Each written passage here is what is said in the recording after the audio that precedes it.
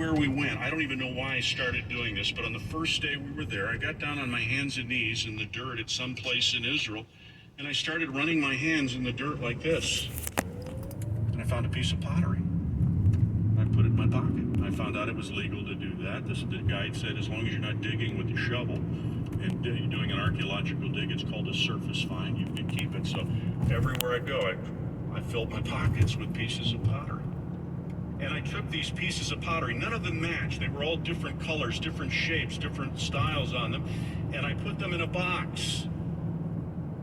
And I kept that box for years, not knowing anything about the pieces of pottery, nothing.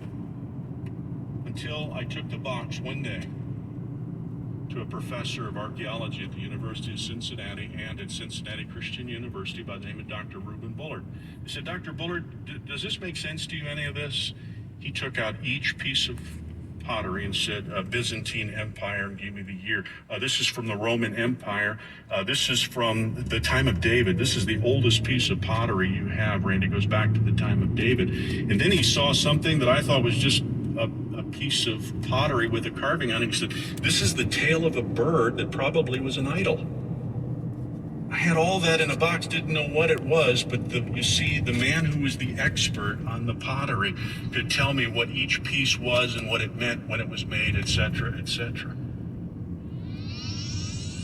You've been listening to Heritage with Randy Snyder, preaching minister of Heritage Christian Church.